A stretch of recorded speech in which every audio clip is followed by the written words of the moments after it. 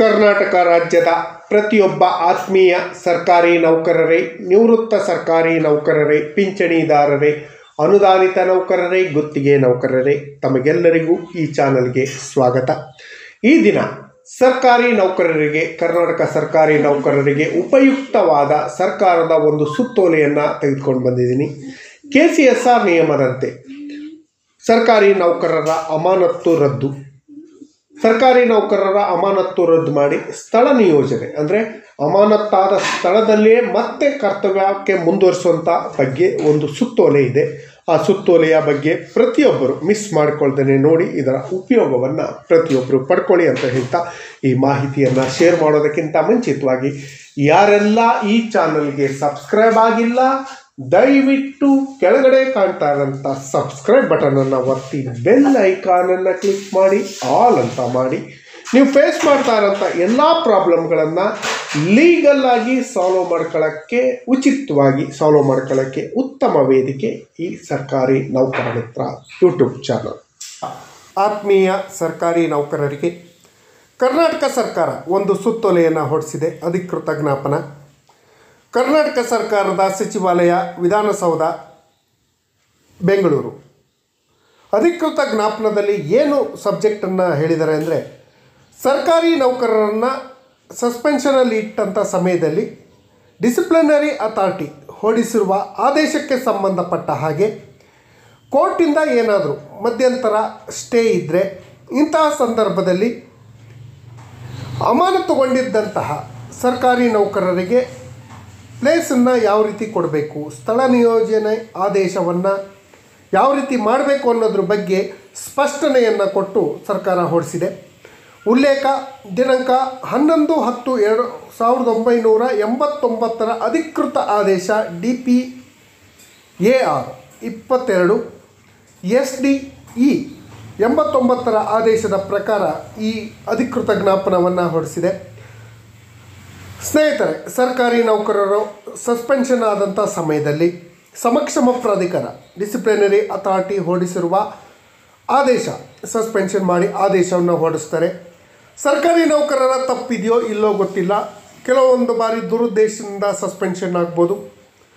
ಇವರ ಯಾವುದೇ ತಪ್ಪಿಲ್ದಿದ್ರೂ ಕೂಡ ಸಸ್ಪೆನ್ಷನ್ ಮಾಡಿದಂಥ ಸಂದರ್ಭದಲ್ಲಿ ನೌಕರರಿಗೆ ತುಂಬ ಅನ್ಯಾಯ ಆಗತ್ತೆ. ಈ ಅನ್ಯಾಯದ ವಿರುದ್ಧ ನೌಕರರು ನ್ಯಾಯಾಲಯದಲ್ಲಿ ಹೋಗಿ ನ್ಯಾಯವನ್ನು ಕೇಳುವಂಥ ಹಲವಾರು ಪ್ರಕರಣಗಳನ್ನು ನಾವು ನೋಡಿದ್ದೀವಿ. ಇದೇ ರೀತಿ ಯಾವುದಾದ್ರೂ ನೌಕರರನ್ನು ಅಥವಾ ಅಧಿಕಾರಿಯನ್ನು ಸಸ್ಪೆನ್ಷನ್ ಮಾಡಿದಂಥ ಸಮಯದಲ್ಲಿ ಅವರು ಕರ್ನಾಟಕ ಆಡಳಿತ ನ್ಯಾಯಮಂಡಳಿ ಅಥವಾ ಹೈಕೋರ್ಟಿಗೆ ಹೋಗ್ಬಿಟ್ಟು ಮಧ್ಯಂತರ ತಡೆಯಾಜ್ಞೆ ನೀಡಿದ ಸಂದರ್ಭದಲ್ಲಿ ಸಮಕ್ಷಮ ಪ್ರಾಧಿಕಾರ ಏನು ಪ್ಲೇಸನ್ನು ಕೊಡೋಂಥ ಸಮಯದಲ್ಲಿ ಸ್ಥಳ ನಿಯುಕ್ತಿ ಆರ್ಡರ್ ಪರ್ ಪೋಸ್ಟಿಂಗ್ ಮಾಡದೆ ಅಮಾನತ್ತಿನಲ್ಲಿ ಇರುವ ಪೂರ್ವದ ಆತ ಏನು ಸಸ್ಪೆನ್ಷನ್ ಸಮಯದಲ್ಲಿ ಏನು ಡ್ಯೂಟಿಲಿದ್ದ ಅದೇ ಹುದ್ದೆಯಲ್ಲಿ ಪ್ರಭಾರವನ್ನು ತಾನಾಗಿಯೇ ವಹಿಸ್ಕೊಳ್ಳೋದು. ಅಂದರೆ ಯಾವುದೇ ಶಿಸ್ತು ಪ್ರಾಧಿಕಾರದ ಆದೇಶ ಇಲ್ಲದೇ ತಾನಾಗೆ ಹೋಗಿ ತನ್ನ ಡ್ಯೂಟಿ ಮಾಡೋದನ್ನು ನೋಡ್ತಾ ಇರ್ತೀವಿ. ಇಂತಹ ಪ್ರಕರಣಗಳು ಸರ್ಕಾರದ ಗಮನಕ್ಕೆ ಬಂದಿದೆ. ಈ ಹಿನ್ನೆಲೆಯಲ್ಲಿ ಸಸ್ಪೆನ್ಷನ್ ಆಗಿ ಕೋರ್ಟಿಂದ ರಿವೋಕ್ ಆಯಿತು ಅಥವಾ ಸ್ಟೇ ಆದಾಗ ಏನು ಕ್ರಮವನ್ನು ಕೈಗೊಳ್ಳಬೇಕು ಅನ್ನೋದ್ರ ಬಗ್ಗೆ ಸ್ಪಷ್ಟೀಕರಣವನ್ನು ರಾಜ್ಯ ಸರ್ಕಾರ ಈ ಅಧಿಕೃತ ಜ್ಞಾಪನದಲ್ಲಿ ಕೊಟ್ಟಿದೆ.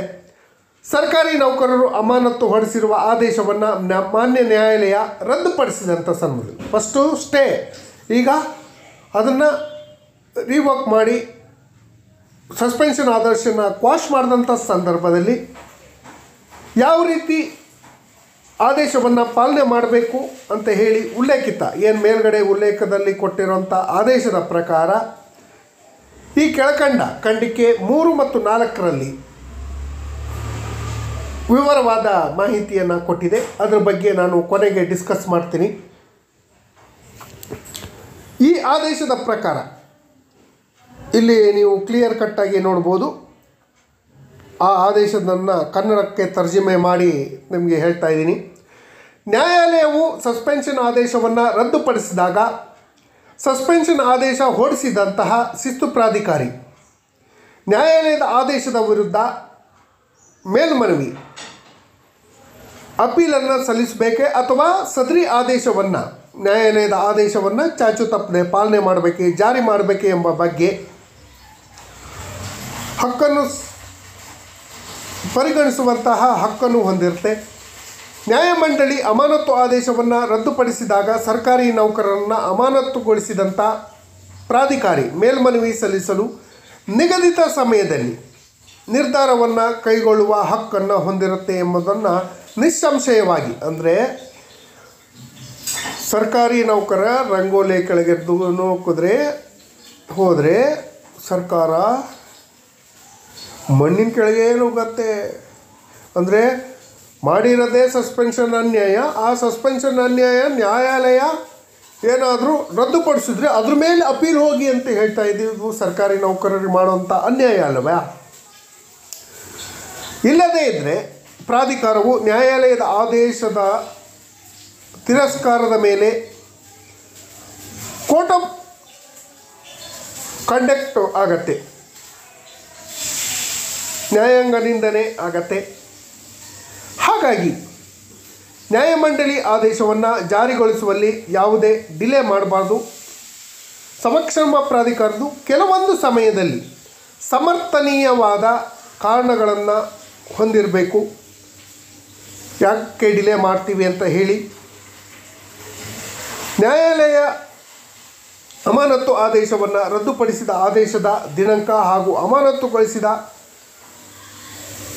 ಪ್ರಾಧಿಕಾರದ ಅಮಾನತು ಆದೇಶ ರದ್ದುಗೊಳಿಸಿದ ನಂತರ ತನ್ನ ಸ್ಥಳ ನಿಯೋಜನೆ ಸ್ಥಳಕ್ಕೆ ಕರ್ತವ್ಯಕ್ಕೆ ವರದಿ ಮಾಡಿಕೊಳ್ಳುವ ಸರ್ಕಾರಿ ನೌಕರರ ನಡುವೆ ಅಂತರವಿದ್ದಲ್ಲಿ ಅಂತರವನ್ನು ಯಾವುದೇ ಸಂದರ್ಭದಲ್ಲಿ ಯಾವ ಉದ್ದೇಶದಲ್ಲಿ ಏನು ಸಸ್ಪೆನ್ಷನ್ನಲ್ಲಿ ಇದ್ದಂಥ ಅವಧಿಯನ್ನು ಕರ್ತವ್ಯದ ದಿನ ಅಂತ ಪರಿಗಣಿಸಲು ಅಲ್ಲದಿದ್ದರೂ ಕೂಡ ಅದು ಅರ್ಹತೆ ಹೊಂದಿರುತ್ತೆ. ಏನು ಸಸ್ಪೆನ್ಷನ್ ಅವಧಿಯನ್ನು ರದ್ದುಪಡಿಸಿದ್ರು ಅಂದರೆ ಆ ಸಸ್ಪೆನ್ಷನ್ ಅವಧಿಯಲ್ಲಿ ಇದ್ದಂಥ ಅವಧಿಯನ್ನು ಕರ್ತವ್ಯದ ದಿನ ಅಂತ ಪರಿಗಣಿಸಲು ಅರ್ಹತೆ ಅವರಿಗೆ ಇರುತ್ತೆ.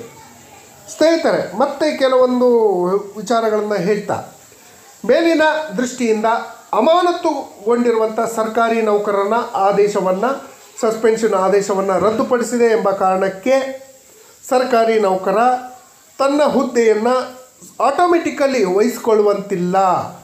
ನಾನು ಒಂದು ಹುದ್ದೆಯಲ್ಲಿದ್ದೀನಿ ಎಂದಾಗ ಸಸ್ಪೆನ್ಷನ್ ರಿವೋಕ್ ಆಗಿದೆ ಅಂದರೆ ಮತ್ತೆ ಅಲ್ಲೇ ಹೋಗಿ ಕರ್ತವ್ಯಕ್ಕೆ ವರದಿ ಮಾಡಿಕೊಳ್ಳುವಂತಿಲ್ಲ. ಅದಕ್ಕೆ ಅನುಗುಣವಾಗಿ ಮಾಡಬಾರ್ದು.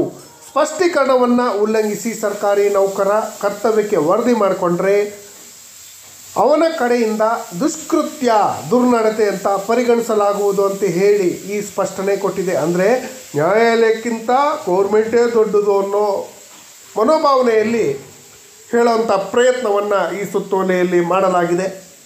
ಅಮಾನತುಗೊಳಿಸಿರುವಂಥ ಪ್ರಾಧಿಕಾರಿಯು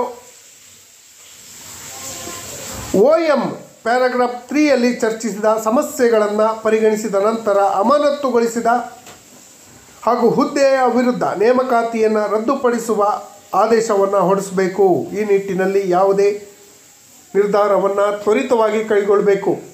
ಅಂದರೆ ಸಿಂಪಲ್ಲಾಗಿ ನ್ಯಾಯಾಲಯದಲ್ಲಿ ಅಮಾನತು ಆದೇಶ ರದ್ದಾಗಿದೆ ಅಂದರೆ ಆ ಆದೇಶವನ್ನು ಶಿಸ್ತು ಪ್ರಾಧಿಕಾರಿ ಮುಂದೆ ಹಾಜರುಪಡಿಸಿ, ಹೀಗೆ ನನ್ನ ಅಮಾನತು ಆದೇಶವನ್ನು ನ್ಯಾಯಾಲಯ ರದ್ದುಪಡಿಸಿದೆ, ಹಾಗಾಗಿ ನಾನು ಮೊದಲಿದ್ದ ಸ್ಥಳದಲ್ಲೇ ಮುಂದುವರಿಯಲು ಅವಕಾಶ ಮಾಡಿಕೊಡಿ ಅಂತ ಹೇಳಿ ಅರ್ಜಿಯನ್ನು ಕೊಟ್ಟು ಶಿಸ್ತು ಪ್ರಾಧಿಕಾರಿಗಳು ಆ ಅರ್ಜಿಯ ಮೇಲೆ ಅಂತಿಮ ಆದೇಶ ಹೊರಡಿಸಿದ ನಂತರ ನೀವು ಕರ್ತವ್ಯಕ್ಕೆ ವರದಿ ಮಾಡಿಕೊಳ್ಬೋದು ಅಂತ ಹೇಳಿ ಇದರ ಸಾರಾಂಶ ಇದೆ. ಸ್ನೇಹಿತರೆ, ಏನೇ ಇದ್ದರೂ ಕೂಡ ಸರ್ಕಾರಿ ನೌಕರರು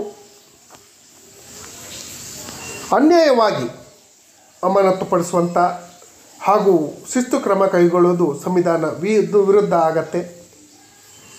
ಮೇಲ್ಕಂಡ ಆದೇಶದ ಹಿನ್ನೆಲೆಯಲ್ಲಿ ಸರ್ಕಾರಿ ನೌಕರನ ಅಮಾನತುಪಡಿಸಿದಂಥ ಸಮಕ್ಷಮ ಪ್ರಾಧಿಕಾರಿಯು ಹೊರಡಿಸಿರುವಂಥ ಆದೇಶಕ್ಕೆ ಸಂಬಂಧಪಟ್ಟ ಹಾಗೆ ನ್ಯಾಯಾಲಯ ಹೊರಡಿಸಿರುವಂಥ ಆದೇಶಗಳನ್ನು ಮೇಲ್ಕಂಡ ಉಲ್ಲೇಖಿತ ಜ್ಞಾಪನದಂತೆ ಯಥಾವತ್ತಾಗಿ ಕ್ರಮ ಕೈಗೊಳ್ಳಬೇಕು ಅಂತ ಹೇಳಿ ಸ್ಪಷ್ಟೀಕರಣವನ್ನು ನೀಡಲಾಗಿದೆ.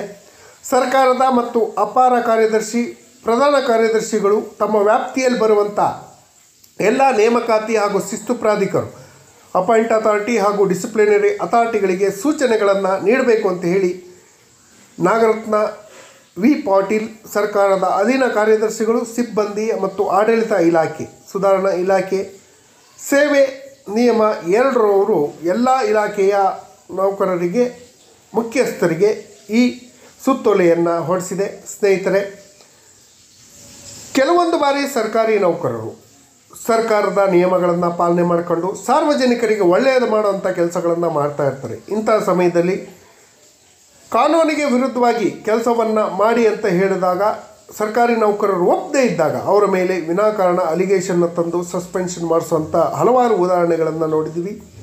ರಿಯಾಲಿಟಿ ಇದ್ದರೆ ಸರ್ಕಾರಿ ನೌಕರರು ನಿಜವಾಗ್ಲೂ ದುಷ್ಕೃತ್ಯಗಳಲ್ಲಿ ದುರ್ನಡತೆ ಮಾಡಿದರೆ ಸಸ್ಪೆನ್ಷನ್ ಮಾಡಲಿ, ಇಲಾಖಾ ವಿಚಾರಣೆ ಮಾಡಿ. ದುರುದ್ದೇಶದಿಂದ ಮಾಡುವಂಥದ್ದು ಮಾಡಬಾರ್ದು. ಅದೇ ರೀತಿ ನ್ಯಾಯಾಲಯ ಕೊಟ್ಟಂಥ ಆದೇಶಗಳನ್ನು ಇಮಿಡಿಯೇಟಾಗಿ